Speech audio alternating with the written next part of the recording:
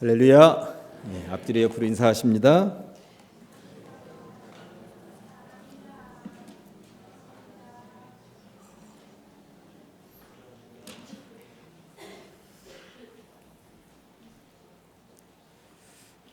오늘은 풍랑 이야기를 소망과 연결시켜서 해보도록 하겠습니다. 신약 성경에는 풍랑 이야기가 총 3개가 나오는데요.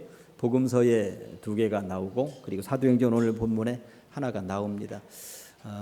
복음서에 나오는 풍랑은 예수님의 제자들이 만났던 풍랑이었고요. 오늘 사도행전 27장에 나오는 풍랑은 사도 바울이 만난 풍랑입니다. 본문은 사도행전을 읽었습니다만 예수님의 제자들이 만난 풍랑 이야기하고 같이 연결시켜서 오늘 말씀을 받도록 하시겠습니다. 첫째는 마가복음 4장의 풍랑에 대한 이야기를 해보도록 하겠습니다. 마가복음 4장에 등장하는 풍랑은 갈릴리 바다에서 예수님의 제자들이 만난 풍랑이었습니다. 해가 떨어져서 뉘엿뉘엿 어두워지는데 예수님께서 제자들에게 바다 저편으로 건너가자고 말씀하셨습니다. 보통 한밤중에 저녁나절에는 고기 잡는 일 이외에는 바다에다가 배를 별로 띄우는 일이 아니죠. 그런데 고기 잡는 일도 아닌데 예수님께서는 바다 저편으로 건너가자고 제안을 하셨던 것입니다. 그런데 문제는 이 배가 갈릴리 바다 중간쯤 갔을 때에 풍랑이 일어났다고 성경이 말씀하고 있는 것입니다. 그 배에는 최소한 그 바다의 전문가들 4명이 타고 있었습니다. 베드로, 요한, 안드레, 야고보는 갈릴리 바다에서 물고기 잡던 사람이었으니 풍랑에 대해서도 전문가, 배에 대해서도 전문가, 그 바다에 대해서도 전문가였던 것입니다. 그런데 어부 출신 그들이 그 배를 어찌하지 못했다는 거예요. 풍랑에 배가 이리저리 휩쓸렸다는 것입니다. 풍랑은 셌고 그리고 바닷물은 배에 자꾸 들어와서 배가 침몰 직전까지 가게 되었다고 하는 것입니다. 열심히 노를 젓고 저었습니다. 그럼에도 불구하고 통제 불가능의 상황으로 몰려가고 있을 즈음에 제자들은 아마 이런 생각을 하고 있었을지도 모르겠습니다. 예수님도 한쪽에서 열심히 노를 젓고 계실 것이다. 그러면서 보았는데 예수님이 배 뒤쪽에서 주무시고 계시는 것이었습니다. 자기는 죽어라고 노를 젓고 있는데 물을 열심히 퍼내고 있는데 어떻게 이런 상황에 한쪽에서 주무실 수가 있단 말입니까? 꾸벅꾸벅 조는 것이 아니었습니다. 배멀미를 하다가 기진맥진 쓰러져 있는 것이 아니었습니다. 쿨쿨 주무시고 계셨다는 것입니다. 마가복음 4장을 계속 읽어보면 제자들이 예수님을 깨우면서 하는 말에 화가 들어 있습니다. 선생님이여, 우리가 죽게 된 것을 돌보지 아니하시나이까? 선생님, 우리 다 죽어갑니다. 이런 상황에 잠이 옵니까? 잠이 와요? 이런 말이었습니다. 그런데 이후에 더 기가 막힙니다. 아무 일도 없었다는 듯이 그냥 깨어 일어나시더니 태연자약하게 풍랑을 향하여서 호통을 한번 치셨고 바다는 금세 잠잠해졌다고 성경이 말씀하고 있습니다. 제가 한 3, 4년 전에 수요일 저녁에 성경 강의하면서 들려드렸던 이야기인데 한 번 더 이 시간에 말씀을 드려보려고 합니다. 김영삼 대통령 때 참 이 나라에 여러 많은 환란들이 있었어요. 삼풍백화점도 무너지고 성수대교도 끊어지고 그리고 충주호에서 배도 불에 타고 그리고 부산 쪽으로 가던 이 기차가 구포 쪽에서 탈선하고 비행기가 제주도로 가다가 떨어지고 위도로 가던 배가 침몰하고 하여튼 난리도 아니었습니다. 잠깐 잠잠하려고 하면 또 이쪽에서 사고 나고 잠잠하려면 저쪽에서 또 사고 나고 그랬던 때가 있었습니다. 하여튼 비행기든 백화점이든 다리든 배든 뭐든지 막 무너져 내리면서 정신없던 때가 그때 있었던 것입니다. 제가 그 당시에 문창교회 교육전도사로 7년 정도 사역을 하고 있었고요. 고등부와 청년부를 담당하고 있었습니다. 무슨 생각이 들었는지 청년부 수련회를 위도로 가겠다고 결정을 했고 이제 계획서를 낸 거예요. 담임 목사님이 당회에서 교육부서 여름 수련회 행사와 관련되어서 이리저리 하는데 청년부가 위도로 간다 하니까 위도는 2, 3년 전에 배 사고 나서 배가 침몰했고 사람이 수백 명 죽은 곳인데 왜 청년부는 굳이 위도로 가겠다고 하는 것이냐. 당회를 하다가 말고 그 당시 제가 전도사였으니까 소전도사 불러오라고 해서 제가 당회실로 불려 들어갔습니다. 왜 하필 위도로 가려고 그러냐고. 하나님이 위도로 가라고 그러셨습니다. 가야 될 것 같습니다. 허락해 주십시오. 하고 이러저러한 실갱이 하다가 당의 허락을 받았습니다. 그리고 열심히 기도했습니다. 드디어 출발하는 날이 되었습니다. 하늘은 맑았으며 그리고 우리는 룰루랄라 하면서 교회 대형 버스를 타고 위도로 가고 있었습니다. 위도로 가는 배를 타기 위해서 격포항으로 가고 있었습니다. 그런데 격포항에 딱 도착을 해서 앞에 차 문이 벌컥 열고 내리려고 하는데 제가 이제 가장 먼저 내리려고 하는데 앞 유리창에 빗방울이 하나 툭 떨어지는 소리가 나더니 그 차에서 내리는데 비가 억수로 쏟아지는 거예요. 정말 폭우가 쏟아지기 시작을 했습니다. 그 당시에 교회에서 출발할 때만 해도 날씨가 맑았고 비가 내린다는 일기예보도 없었기 때문에 우산을 가져간 청년들은 아무도 없었습니다. 격포항 이제 대합실로 달려가 보았습니다. 그랬더니 이렇게 풍랑이 일고 비가 많이 내려서 도저히 위도로 가는 배가 떠나지 않는다는 소식을 듣게 되었습니다. 바다를 보았더니 참 바다가 흉흉한 것을 제가 그때 처음 보았습니다. 정신없이 바다가 휘저어지고 있는데 제가 보더라도 바다의 배는 뜨지 않을 것 같았습니다.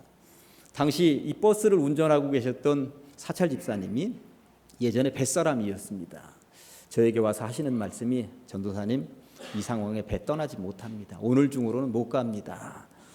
어디 급하게라도 이근방 어디 교회 연결해서 급하게 이근방 교회 어딘가에서 수련회 하도록 하십시다 하고 제안을 하는 것입니다. 그런데 저는 청년들을 데리고 방파제로 나갔습니다. 그리고 그 바다를 한참 쳐다보다가 청년들을 다 손잡자 하고 둘러서서 기도했습니다. 통성기도를 하면서 마음 한켠으로는 하나님, 우리가 통성기도를 마치자마자 비가 그치고 풍랑이 잔잔하게 해주시면 좋겠습니다 하고 간절하게 기도했는데, 제가 통성기도 다 마치고 제가 대피기도하고 눈을 떴을 때 풍랑이 잔잔해져 있었을까요? 그렇지 않을까요?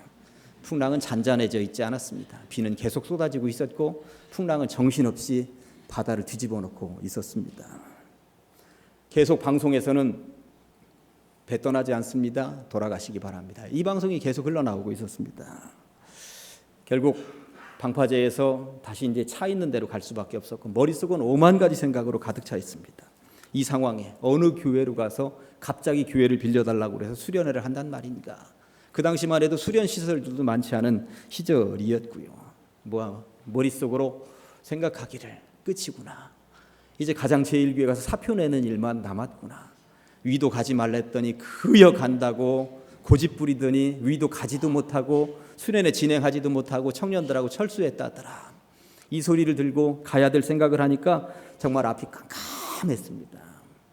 그리고 버스에 올랐는데 이 운전하시는 사찰 집사님이 어떻게 돌아갈까요? 목사님, 아니 전도사님, 이 근방 어디 아는 교회 없으세요? 하고 자꾸 다그치는데 집사님 잠깐만요 하고 눈을 질끈 감았습니다. 그리고 5분인가 10분인가 지났습니다. 가십시다. 교회로 가십시다. 그리고 시동을 부릉 켰는데 기적 같은 일이 벌어졌습니다. 방송이 나오는데 위도로 가는 배가 출발하려고 합니다. 위도로 가실 분들은 승선해 주시기 바랍니다. 아멘이 나올 줄 알았는데 아무도. 저는 귀를 의심했는데 정말, 그래서 그때서야 눈을 들고 바라보았더니 비가 거의 그쳐 있고요. 앞에 그렇게 흉흉했던 바다 물결이 잔잔해져 있는 거예요. 이 사찰 집사님이 이런 일을 자기는 처음 봤다고, 바다를 그렇게 떠돌아다녔어도 이런 일은 처음 봤다고. 그래서 우리는 티켓을 끊고 위도로 가는 배에 올랐는데 한 10분쯤 15분쯤 배를 타고 가다가 우리들은 전부 다 선글라스 쓰고 위도로 갔습니다. 그리고 수련회를 아주 잘 마무리했다고 하는 사실입니다. 제가 그렇게 오래전에 있었던 행사임에도 불구하고 그때 우리가 가지고 있었던 수련회 퓨어를 아직도 기억하고 있습니다. 위도에서 변화를, 대전에서 새 삶을. 제가 그때 얼마나 은혜를 받았으면 이 퓨어를 기억하고 있겠습니까? 청년들은 그런 놀라운 체험을 한 이후에 위도에서 정말 변화받아 돌아왔고요. 대전에 돌아와서 새로운 삶을 살았다고 하는 것입니다. 2000년 전 그렇게 잔잔해진 바다 위에서 예수님이 뭐라고 말씀하셨는지 아십니까? 어찌하여 이렇게 무서워하느냐? 너희가 어찌 믿음이 없느냐? 문제는 풍랑이 아니라고 하는 사실입니다. 풍랑은 언제든지 들이닥칠 수가 있는 것입니다. 그 문제를 바라보는 시각이 어떠하냐, 이것이 중요한 것입니다. 문제는 장애물이 많은 것이 문제가 아닙니다. 장애물을 극복할 믿음이 있느냐 없느냐, 이것이 중요한 것입니다. 언제든지 우리들 앞에는 문제도 있고 다양한 장애물도 놓일 수 있다는 것입니다. 그러나 그것을 이겨낼 의지가 있느냐, 믿음이 있느냐, 하나님은 우리에게 이것을 요구하고 계시다는 것이죠. 마가복음 4장에서 풍랑이 일어나는 대목을 다시 집중해서 읽어보면 말씀이 이렇게 시작을 하고 있습니다. 35절에 보았더니 그날 저물 때에 제자들에게 이르시되, 누가? 주님이 이르시되 우리가 저편으로 건너가자 하시니. 바다 저편으로 건너가자고 제안하신 분이 누구인가가 중요합니다. 누가 제안하셨습니까? 예수님이 제안하셨다고 하는 것입니다. 그럼 예수님이 제안하셨다면 바다 저편으로 건너가는 데까지는 누가 책임을 지는 거예요? 예수님이 책임져 주신다라고 하는 것입니다. 그 믿음이 있으면 되는 것인데 그 믿음이 없으니 제자들은 부들부들 떨고 있었다라고 하는 것입니다. 우리 인생도 마찬가지입니다. 하나님께서 이 지구 땅덩어리 대한민국 이곳에서 살아라 하고 보내주셨습니다. 그럼 보내주신 분이 하나님이시면 우리는 이 땅에서 어찌 살아야 되는 것입니까?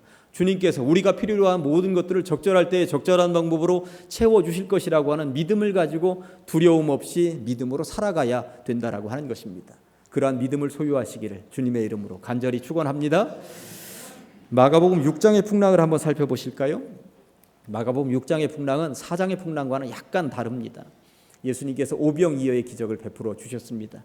5,000명 이상, 어린아이들 여자들까지 합치면 10,000명 이상이 먹었습니다. 12바구니가 남았습니다. 사람들이 보니 이제까지 살면서 이런 기적을 본 적이 없고 이런 기적이 있었다는 이야기를 구약 성경을 통해서도 읽어본 적이 없습니다. 앞으로도 이런 기적을 다시 만날 수 있을 것 같지가 않습니다. 사람들이 마음을 모았습니다. 왕이다, 왕감이야, 왕으로 옹립하자. 그러나 예수님은 거부하셨고요. 세상의 왕으로 오신 분이 아니기 때문에 산으로 기도하러 올라가셨습니다. 올라가시면서 제자들은 바다에다가 너희들은 배 타고 저쪽으로 가서 기다리고 있어라 이렇게 제안을 하셨던 것이죠. 예수님은 산에, 제자들은 바다에. 그런데 그 바다에 풍랑이 일어났다고 성경이 말씀하고 있는 것입니다. 이번 풍랑도 한밤중이었습니다. 예수님이 없는 그 배에서 제자들은 노를 젓고 또 저었습니다. 그런데 이번 풍랑도 불가항력적인 그런 풍랑이었습니다. 도저히 통제가 되지 않는 상황으로 치달리고 있었다고 하는 것입니다. 마가복음 4장을 통해서 제자들은 학습을 했습니다. 어떤 학습을 했을까요? 풍랑이 일어나지만 예수님이 그 배에 함께 하시면 산다. 이거 학습했습니다. 그런데 지금 상황은 어떤 것입니까? 마가복음 6장에는 예수님이 이 배에 아니 계십니다. 산에 혼자 기도하러 가신다고 가셨습니다. 그러니 예수님이 아니 계시다. 이 상황을 놓고 보았더니 망연자실할 수밖에 없는 것입니다. 이제 우리는 죽었구나. 그런데 성경은 풍랑 만난 제자들이 결국 죽었다더라 이렇게 결론을 내리지 않는다고 하는 것이죠. 마가복음 6장 48절 말씀을 보았더니 바람이 거스름으로 제자들이 힘겹게 노젓는 것을 예수님이 보고 계셨다고 분명히 말씀하고 있습니다. 제자들은 바다에 있었고 예수님은 산에 계셨습니다. 상당한 거리였습니다. 풍랑이 일어났다고 하니 비도 내리고 있었을 것입니다. 밤이었습니다. 깜깜했습니다. 초저녁에 배를 몰았는데 이들이 지금 예수님이 다가온 그 시간, 이 시간이 새벽 너댓시였습니다. 그러니까 밤새도록 고생을 했던 것입니다. 그런데 성경은 뭐라고 말씀하고 있는 것입니까? 제자들이 힘겹게 노젓는 것을 주님이 보셨다는 것입니다. 보고 계셨다는 것입니다. 예수님이 어떤 분이신지를 본문을 통해서 분명히 알 수가 있는 것이죠. 때로 우리가 나 홀로 고통당하고 있는 것 같지만 보고 계신 분이 계시다. 때로는 주님은 나의 고통을 전혀 모르고 계시는 것 같다. 왜 나의 모든 상황에 다가오시지 않는가? 왜 말씀하시지 않는가? 침묵을 지키고 있는가? 생각하고 있을 수 있지만 보고 계신다.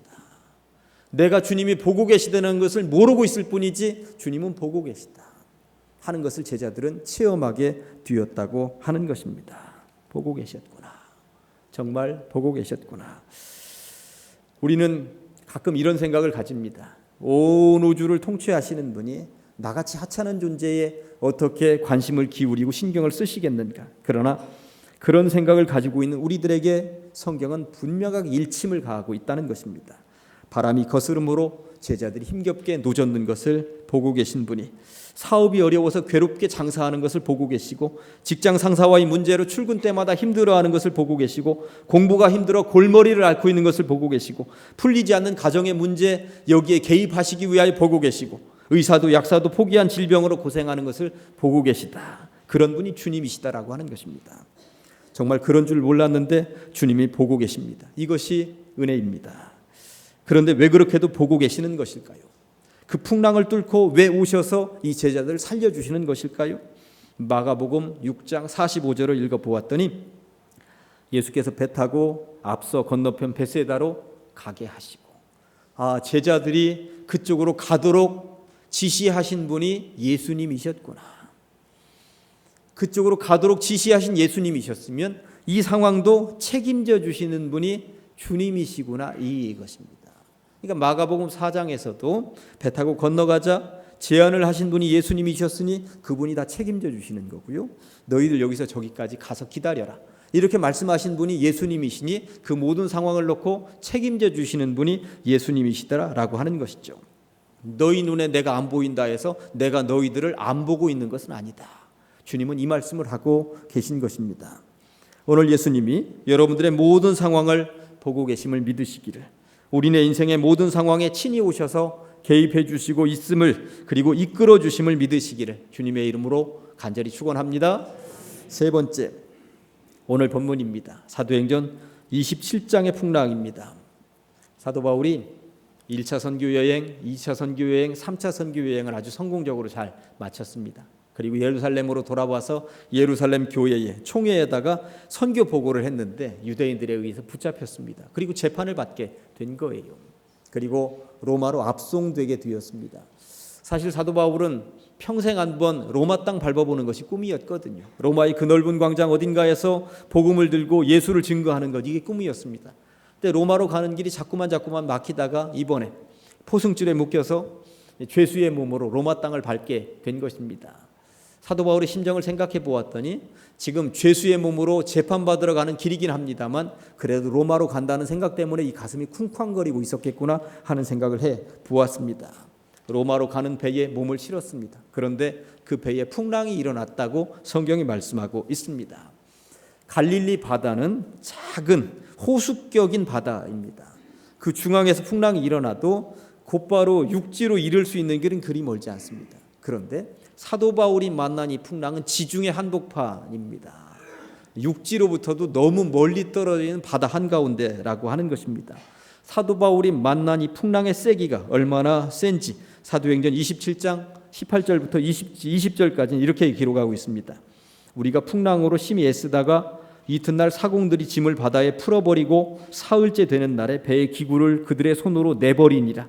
여러 날 동안 해도 별도 보이지 아니하고 큰 풍랑이 그대로 있음에 구원의 여망마저 없어졌더라. 구원의 여망마저 없어졌더라. 짐이란 짐은 다 버렸고 해도 보이지 않고 별도 보이지 않는 그런 칠흑 같은 어두움이 며칠 동안이나 계속됐다는 것입니다. 그렇게 깜깜한 절망이 엄습해오는 죽음의 그림자가 이 턱 밑까지 치고 올라오는 그런 배에 들어있다고 한번 상상을 해보십시다.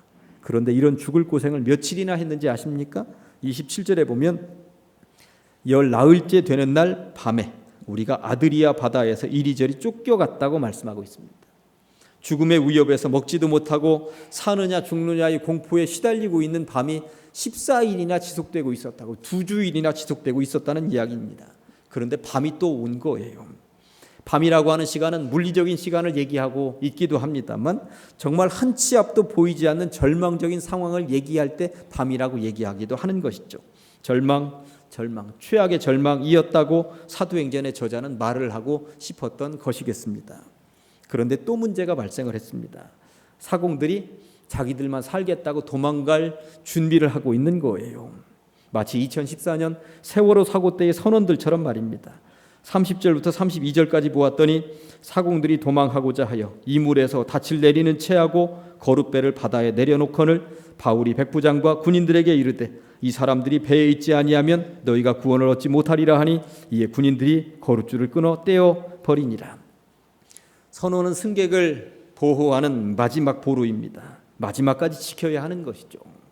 배에서 구명정을 내려놓고는 그 배를 선원들이 먼저 올라타면 배에 타고 있던 사람들은 어찌 된단 말입니까?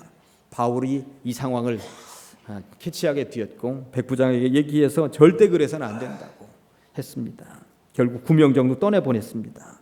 이 배는 이제 함께 죽고 함께 사는 배가 된 것입니다. 이런 상황에 바울의 심정은 어떠했던 것일까요? 풍랑을 앞에 두고 배가 부서져 죽을 지경이 되어도 그의 마음은 아무 동요가 없었던 것일까요? 바울도 사람입니다. 바울도 흔들렸을 것이 분명하다는 것입니다. 그런 모든 상황에 흔들리지 않으면 시인이지 그게 사람입니까? 유난히 굴곡 많은 인생을 살았던 도종환 시인이 흔들리며 피는 꽃이라는 시를 썼습니다. 흔들리지 않고 피는 꽃이 어디 있으랴. 이 세상 그 어떤 아름다운 꽃들도 다 흔들리면서 피었나니 흔들리면서 줄기를 곧게 세웠나니 흔들리지 않고 가는 사랑이 어디 있으랴. 흔들릴 수 있습니다. 그 풍랑에 사도 바울은 살짝 흔들렸다고 하는 것입니다. 두려움에 떨었던 것입니다. 성경은 그렇게 강해 보이는 바울도 흔들릴 수밖에 없었다고 말을 합니다만 정말 중요한 한 가지 꼭지는 흔들리는 그를 누군가가 잡아주었다고 하는 것이고 잡아준 순간 사도 바울이 다시 태어났다고 성경이 말씀하고 있습니다. 23절부터 25절까지 보았더니 내가 속한 바 곧 내가 섬기는 하나님의 사자가 어젯밤에 내 곁에 서서 말하되 바울아 두려워하지 말라. 너 지금 떨고 있구나. 두려워하지 말라. 네가 가이사 앞에 서야 하겠고 로마 황제 앞에 서야 하겠고 또 하나님께서 너와 함께 항해하는 자를 다 내게 주셨다 하였으니 그러므로 여러분이여 안심하라. 나는 내게 말씀하신 그대로 되리라고 하나님을 믿노라.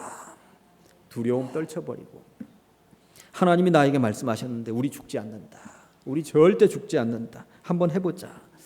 하나님을 만난 이후에 하나님의 음성을 들은 이후에 사도행전 27장의 분위기는 확 바뀝니다. 모든 사람의 눈에는 해도 보이지 않고 별도 보이지 않은 깜깜한 어둠뿐이었겠습니다만 그 속에서 소망의 빛 한 자락을 본 사람은 다른 것이죠. 그렇게 소망의 빛을 본 바울은 가만히 앉아 있을 수가 없었습니다. 사실 그 배의 책임자는 백부장이었겠습니다만 소망의 빛을 본 사도 바울에게 모든 전권이 넘어온 것 같습니다. 33절과 34절에 보니까 날이 새어가매 바울이 여러 사람에게 음식 먹기를 권하여 이르되 너희가 기다리고 기다리며 먹지 못하고 줄인 지가 오늘까지 10나흘인즉 음식 먹기를 권하노니 이것이 너희의 구원을 위하는 것이요 너희 중 머리카락 하나도 잃을 자가 없으리라. 얼마나 멋있습니까?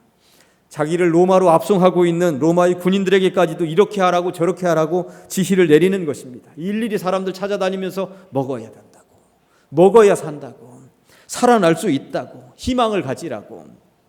상황은 똑같았습니다. 풍랑은 아직 잦아들지 않고 있었습니다. 아직도 깜깜한 밤이고 다 굶고 있었습니다. 그런 날이 벌써 10나흘 2주간이나 지나고 있었던 것이죠.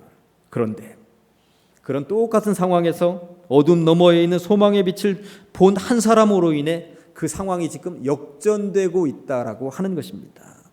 그 이후의 말씀이 오늘 본문의 키입니다. 얼마나 거룩한지 아십니까?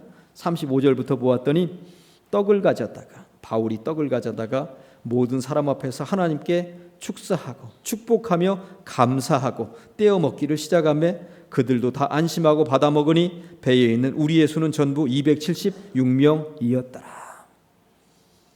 그 어둠의 바다, 풍랑이 잦아들지 않은 바다, 절망의 바다, 그곳에서 하나님의 음성을 들은 이후에 사도 바울이 거룩한 성찬식을 거행했다는 이야기입니다. 이것을 앞에다 놓고 축복하고 하나님 앞에 감사하면서 새롭게 출발하는 법을 터득했다고 하는 것입니다. 그러니 이게 얼마나 놀라운 이야기입니까? 저는 성경을 읽으면서 엄지를 치켜들면서 사도 바울 짱 그런 소리 했습니다. 얼마나 멋있는 삶입니까? 다 절망할 때 홀로라도 깨어있어 소망이 되어주는 사람, 아직도 어두운 밤이지만 그 속에서도 믿음으로 먼저 감사할 수 있는 사람, 그런 바울 같은 사람이 이 시대에도 필요한 것 아니겠습니까? 바로 우리가 그런 사람이 되어 주어야 되지 않겠습니까? 살면서 우리를 절망케 하는 상황들은 부지기수로 많이 있습니다. 좌절할 수도 있고요, 힘들어할 수도 있습니다.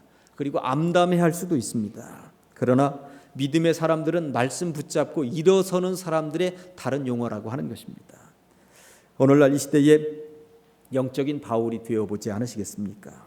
어둠 속에서도 깨어있는 한 사람, 절망 중에도 소망이 되어주는 한 사람, 감사할 수 있는 여건이 하나도 없는 상황에도 감사할 수 있는 한 사람, 그런 사람의 모델이 바울이었다고 성경이 말씀하고 있는 것이죠. 그런데 바울이 무엇을 믿고 이렇게 깨어있는 한 사람이 되었습니까? 하나님으로부터 말씀을 들은 이후부터였다고 성경이 분명히 말씀하고 있는 것입니다. 처음에는 바울도 부들부들 떨면서 두려움에 휩싸여 있었습니다만 주님의 말씀이 바울로 하여금 희망의 투사가 되도록 만들었다고 하는 것입니다. 이제 말씀을 정리합니다. 풍랑 없는 인생은 없죠. 예수님을 모시고 사는 이 몸뚱아리에도 건강의 풍랑이 오기도 하고요, 예수님을 모시고 있는 가정에도 다양한 문제의 풍랑들이 오기도 합니다. 사업장에도 풍랑이 올 때가 있고요, 자녀들을 통해서 풍랑이 올 때도 있습니다. 그러나 마가복음 4장을 통해서 무엇을 얻을 수 있습니까? 예수님을 모시고 있으면 그런 풍랑은 사실 아무것도 아니라는 사실입니다. 이것 믿고 굳건하게 걸어가시기를 간절히 축원합니다. 또 마가복음 6장을 통해서 우리는 무엇을 배웠습니까? 가끔 내가 만난 이 풍랑 가운데 주님이 눈에 안 보인다고 좌절하거나 절망할 수 있습니다. 그러나 내 눈에 안 보인다고 해서 주님 눈에도 우리가 안 보이는 것은 아니라고 하는 사실을 오늘 본문을 통해서 마가복음 6장을 통해서 분명히 배우셨습니다. 그분은 보고 계십니다. 달려오실 것입니다. 사도행전 27장 오늘 세 번째 무엇을 보셨습니까? 훈련받은 사도 바울이 결국 세상의 소망이 되었습니다. 아직도 어두운 밤이지만 풍랑 가운데 있는 인생들이겠습니다만 믿음으로 먼저 감사할 수 있는 인생이 되었고 그 말씀 한 자락 붙잡고 풍랑 속에서 해도 별도 보이지 않고 최악의 절망 가운데 있는 사람들에게 소망이 되어준 사람, 감사를 회복시켜준 사람, 그런 사도 바울의 인생이 바로 우리의 인생이 되어야 되지 않을까요? 그렇게 소망과 감사의 전달자가 되시기를 주님의 이름으로 간절히 축원합니다. 기도하시겠습니다. 하나님 아버지 감사합니다. 어두운 시대, 절망의 시대를 살고 있습니다. 그러나 그 어떤 어둠의 시간이나 그 어떤 절망의 시간 속에서도 좌절하거나 주저앉지 않게 하시고 숨겨진 소망의 빛을 발견하게 하여 주시옵소서. 그리고 절망하며 좌절하는 사람들 속에서 소망으로 그들을 일으켜 세우며 지지하며 격려하는 한 사람, 소망의 사람이 되게 하여 주시옵소서. 믿음으로 먼저 감사할 줄 아는 사람이 되게 하여 주시옵소서. 예수님의 거룩하신 이름 받들어 기도하옵나이다. 아멘.